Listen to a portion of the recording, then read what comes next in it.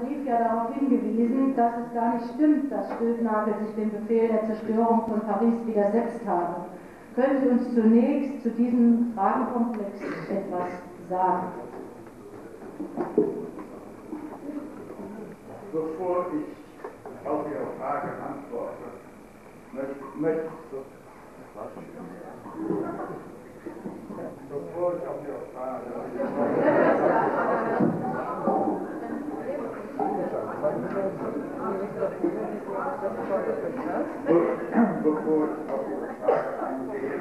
möchte ich etwas für mich ganz besonders Bewegendes hier Ihnen mitteilen. Dass es heute und seit einigen Monaten Leute gibt, die bereit sind, sich mit der Nazi-Vergangenheit zu beschäftigen und einzusetzen und auch ein persönliches Engagement zu wagen, ist eine erhebende Tatsache und zeigt Verständnis, Verantwortungsbewusstsein und Mut zu handeln, ganz gleich, welches die Einstellung der einen oder anderen sind. Ich war bei der Eroberung Paris das 7. Panzerfahrzeug und der erste Funkwagen. Und mich hat man da rausgeholt, weil man einen Dolmetscher zu brauchen wähnte. Dietrich von Choltitz konnte einigermaßen Französisch. Er war der Mann, der mit General Chaban-Delmas und dem schwedischen Konsul Nordling Verhandlungen geführt hatte über das Schicksal von Beitz und von vornherein abgelehnt hat, die Führerbefehle auszuführen. In unserem Beisein hat er vom Hotel Murrays aus seinen Kameraden und Freund Speidel angerufen und hatte mit Speidel eine Probe verabredet, um ihm bekannt zu geben, wie das lief. Und das Gespräch lief folgendermaßen, das ist in meiner Erinnerung. Hörst du die Glocken? Die sind da. Und dann sagt er, die Fluggeschwader, die man zum Entsatz versprochen hatte, und die 2 Panzerdivisionen, deren Spitzen ungefähr bei Epernay stehen sollen, sind nicht da. Ich unterzeichne die Kapitulation. Bitte schütze meine Verwandten und sonst mach's gut. Das war die letzte Telefonverbindung von Choltitz mit dem Hauptquartier und da waren wir und 2 englische Offiziere dabei. Das ist das kalte Ereignis. Von Stülpnagel hatte wohl keine Befehle, oder wenn er Befehle hatte, waren sie zum Teil nicht ausgeführt. Denn bei den Panzersturmpionieren, denen ich zugeteilt war, haben wir die Brücken untersucht, die Sprengkammern waren meistens leer. Gesprengt werden sollten einige öffentliche Gebäude, Außenministerium, Kammer und so weiter. Da haben wir mit Hilfe der deutschen Soldaten, die wir da gefangen genommen haben, die beauftragt waren, diese Sprengstoffe geräumt. Also das nur über die objektiven Kriegsereignisse. Dazu kommt,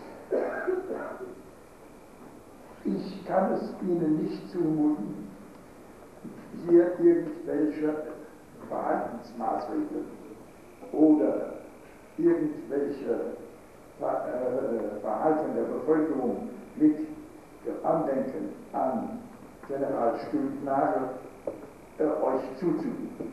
Ich sehe die Dinge natürlich aus einer anderen Sicht. Aber ich kann von dem, was unter Direktor der Meyer-Leonhardt im Lessing-Gymnasium unterrichtet wurde und wonach ich versucht habe, mich zu richten, berichten. Und da muss ich sagen, dass vor allem die Objektivität und die wahrheitsgetreue Wiedergabe der Tatsachen da war, denn wir wollten unser Urteilsvermögen bilden, um so unseren Aufgaben als Menschen im humanistischen Sinne gerecht zu werden. Natürlich ist dieses kulturelle Unterfangen mit allen möglichen Sprichwörtern gespickt. Und da möchte ich auf eines zurückkommen, und das ist gewissermaßen das Motto meiner persönlichen Meinung. De mortibus nihil sed bonum. Und wenn es nichts Gutes gibt, was man dem Tod nachsagen kann, dann muss man schweigen. Ich möchte nur darauf hinweisen, dass der General von Stülpnagel, den ich persönlich kannte, vor der Nazizeit bis April 1933, denn er verkehrte in jüdischen Familien, wo seine Frau den Damen Gesamtunterricht erteilte. Also es ist ein Kuriosum, das jüdische Geld hat man nachher ohne Gegenleistung genommen, aber damals stimmte es noch nicht. Nur zur Illustration des Charakters der Eigenschaften. Ein preußischer General im echten Stil hätte da anders reagiert. Stülpnagel gehörte zu den Leuten, die General Gröner 1923 geholfen hatten, wieder die Reichswehr aufzubauen, nachdem er in Schlesien die Freikorps kommandiert hatte und unter seinem Kommando bereits Feenemörder geschützt wurden von der sogenannten Schwarzen Reichswehr. Auch das muss man in Kauf nehmen, wenn man ihm ein rotes Röckchen fabrizieren will, was meines Erachtens unberechtigt ist. Gehen wir ein bisschen weiter, dann gehörte er zu dem Kreis, der das kaiserliche Offizierskorps der preußischen Armee wiederherstellen wollte und die alten Standesdünkel, die auch in den humanistischen Gymnasien, solange die preußischen Richtlinien von 1894 in Geltung waren, gelehrt und befördert wurden. Die preußische Schulreform kommt 1925 erst zum Zuge. Und er hat immer die Auffassung vertreten, dass die Offiziere, Berufsoffiziere, eine Elite darstellten, die die Funktion und den Werdegang der Nation zu tragen hätten. Das wurde auch damals im Geschichtsunterricht sehr oft gefragt, beispielsweise durch Herrn Professor Franke am Lessing-Gymnasium. Aber ich kenne noch meine Referenzen, ich habe ein gutes Gedächtnis, muss mich dafür vielleicht entschuldigen.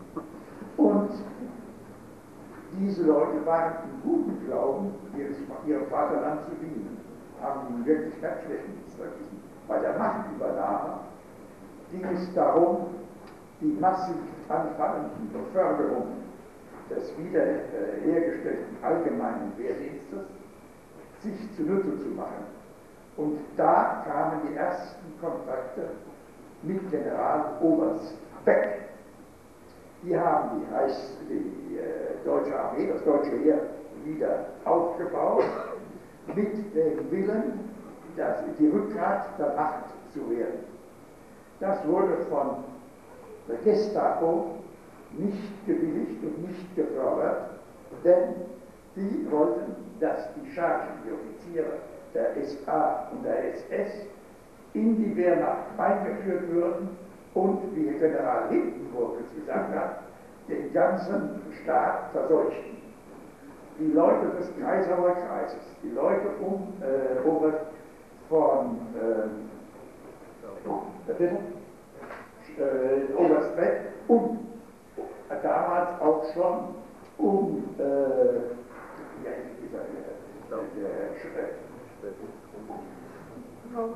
bitte? Nein, ich glaube, bitte? Crespo Stauffenberg-Wende. Haben diese Offiziere den Zweck verfolgt, eine Klasse, eine Standeslücke in der Wehrmacht aufrechtzuerhalten.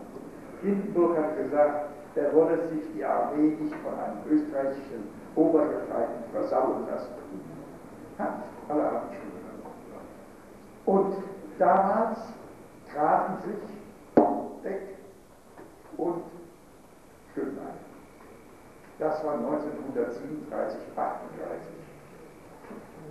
Und so bekam er Kontakt zu den Kreisen um den Widerstandskämpfer vom 20. Juli. Das war ebenfalls ein Kreis von Würdenträgern des alten Regimes, das die deutschnationalen Belange fördern wollte. Für ihn war das ein sozialer Aufstieg. Er verkehrte jetzt mit den feinen Leuten, einflussreichen Leuten aus Industrie und Handel. Aber kein Gedanke, sich mit dem Schicksal des Volkes, mit den Empfindungen der Mütter und mit den Belangen der Allgemeinheit zu befassen. Es ging darum, das Heer wieder aufzurüsten. Und solange er hat gewarnt vor dem Wagnis in der Tschechoslowakei, nachdem die wunderbare Rettung, hat er selbst geschrieben, der Armee erfolgt ist, das heißt, es gab keine Heer mehr, hat er gesagt, wir können dem Führer vertrauen, der hat eine Art Zauberstab. Dem sind viele Leute damals in Deutschland in gutem Glauben anheimgefallen. Der Krieg wurde erklärt und es ging wie 1870 mit Glanz und Gloria bis zum Angriff auf Russland. Die Vorbereitung des Angriffs lag für den Südabschnitt in seinen Händen. Und Sie können zu seinen glorreichen Heldentaten die 17.000 Juden und Nicht-Juden im Weißrussland in Kiew zählen, die einfach über den Haufen erschossen wurden und verscharrt wurden. Er wurde auch darauf aus seinem Kommando abgelöst. Das war, diese Ablösung, eine Reaktion der Traditionsoffiziere, die sich von diesen Dingen absetzen wollten. Ihr Nicht-Einverständnis zur Schau tragen wollten. Und er wurde Oberbefehlshaber in Frankreich, weil er französischkundig die Verhandlungen in Compiègne für den Waffenstillstand geführt hatte. Der General Hunziger, der damals sein Partner auf französischer Seite war, hat ihn, als er von Compiègne zurückkam, als ausgesprochenen Gangster und Schuft bezeichnet, obwohl er in dem kollaboristischen Regime von Peter Kriegsminister für das Rumpffrankreich war. Die Sündenregister des Generals Stülpnagel von dem Zeitpunkt an befinden sich in diesem Buch, das ich vor kurzem, das ich vor 3 Monaten erschienen, in einer Buchhandlung aufgeschrieben habe, das ich dem Lessing-Gymnasium schenke und nachher an Vertreter des Lessing-Gymnasiums übergeben werde, damit die Information der Schüler vollständig ist. Können Sie einmal den Titel vielleicht vorlesen? Ihr Französisch Ja. sicherlich besser als meins. Ja, und zwar ist es nicht ins Deutsche übersetzt. 2 Autoren, Serge Barcelini, das ist der Denkmalspfleger für sämtliche Kriegsdenkmäler der Besatzungszeit, und Annette Giorca, das ist eine bekannte Historikerin, die sich mit dieser ganzen Geschichte befasst. Und das Buch heißt Wie an der Thermophilie. Der du hier vorbeigehst, erinnere dich. Passant sous l'effort. Und da stehen, ist das Martyrologium der Frauen und Kinder, die wehrlos vernichtet wurden. Gab es einen Grund für das General Lammerding der Division Das Reich, etwa ein Dorf wie Oradour-sur-Glane zu vernichten, 684 Erwachsene in der Kirche verband, 189 Kinder unter 16 Jahren in ihrer Schule verbrannt. Es gab keine Spur, auch nur einer Maßregelung oder einer Kritik des Oberbefehlshabers Frank-Kemal West. Das war damals General von Rundstedt. Wenn man sich mit so einer Tradition identifizieren will, kann man diese Wahl treffen. Man muss dann aber auch die Konsequenzen hinnehmen in Bezug auf eine politische und moralische Glaubwürdigkeit eines Deutschlands im Versuch einer Erneuerung, einer Anerkennung. Soweit nur die Geschichte um Stülpnagel. Man hat versucht, seine Haltung zu verschleiern. Das ist ein Täuschungsversuch. Wenn sich eine staatliche Verwaltung einem solchen Unterfangen hingibt, dann hat sie etwas zu verbergen. Das ist aber keine Erziehungsmethode zu demokratischen Werten. Wir sind aus einer humanistischen Tradition hervorgegangen und haben zu einer humanistischen Tradition bis 1933 und nachher in individuellen Verhalten unsere Zugehörigkeit erwiesen. Nicht jedes Mittel rechtfertigt die Mittel zur Verwirklichung, die eingesetzt worden sind. Es gibt Prinzipien und Grundsätze. Und hätte er nur eine einzige Maßregelung getroffen, hätte er nur gegenüber dem Oberkommando, gegen die Übergriffe der Division, das Reich Stellung bezogen, würde ich sagen, es ist etwas Gutes an ihm, mehr konnte er nicht machen. Gerne eine Konzession. Das ist aber leider nicht geschehen.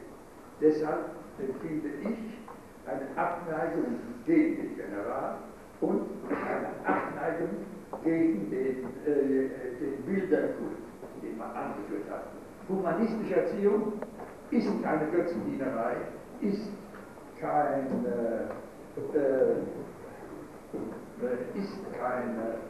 Entschuldigung alles Möglichen, sondern ist die bewusste Übernahme von Werten, die auch die Würde derer, die das Andenken tragen, berücksichtigt. Und man kann nicht die Opfer, die durch diese Haltung entstanden sind, einfach aus der Welt schaffen.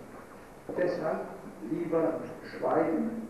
Und es gibt andere Helden der Arbeiterbewegung und des nationalen Gedankens, die man in der Stadt des Paulskirchenparlaments ehren kann und hier das Leitbild anbieten kann. Eine schwierige Aufgabe.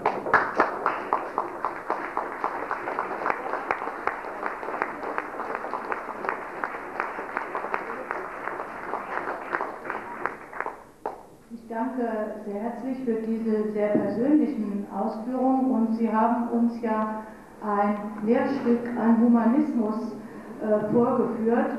Ich habe erfahren, dass Sie dem Lessing-Gymnasium eine umfangreiche Buchsendung zum Thema Humanismus gespendet haben und nun noch ein weiteres Werk, was heute Abend dazukommt. Darf ich nachfragen, ob Sie, welchen Zweck Sie damit verfolgt haben, obwohl es nach Ihren Ausführungen natürlich nun fast schon etwas eine rhetorische Frage ist. Und wenn Sie diese Frage vielleicht kurz beantworten, haben wir es uns so gedacht, dass Ihrerseits jetzt ganz kurz vielleicht 3 Nachfragen gestellt werden können. Ehrenwerte und zielbewusste, verantwortungsbewusste Lehrer gibt, die mir verraten haben, dass der Volksstaat Hessen und die Stadt Frankfurt noch nicht einmal eine Bettelaktion einleiten könnten, um den Schulen das Quellenmaterial für eine demokratische Erziehung zu gönnen.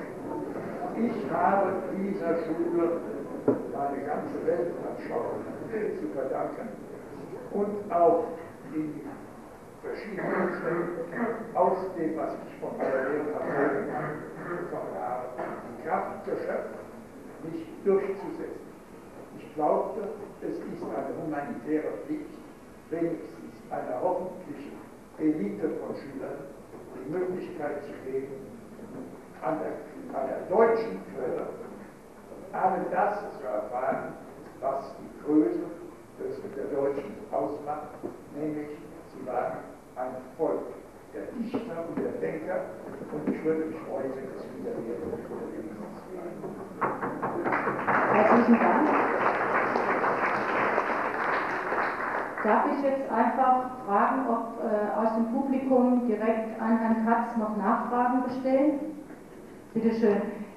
Wir haben ein Mikrofon dort hinten stehen, aber vielleicht, wenn Sie direkt nach hier kommen, können Sie auch von diesem Mikrofon aus sprechen.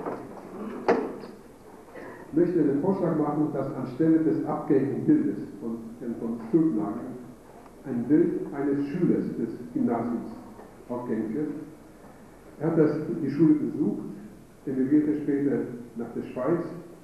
Dort machte er die Bekanntschaft des spanischen Vertreters am Völkerbund, Salvador de Madariaga.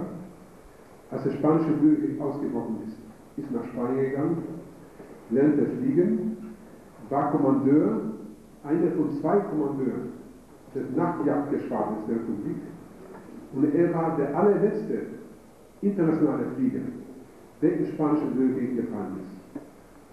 Und ich habe über ihn einiges erfahren und konnte leider nur eine kurze biografische Notiz in meinem Buch über den spanischen Bürgerkrieg machen. Ich habe über ihn überall nachgefragt, auch in Spanien, und nun, heute Abend, erfuhr ich weitere Einzelheiten, und es handelt sich um Walter Katz. Ich möchte den Vorschlag machen, dass sein Bild an der Stelle des abgehängten Bildes von Paul Stulpnagel, er ist also als letzter Flieger der Republik gefallen und auch Schüler des Gymnasiums. Ihm gebührt diese Ehre.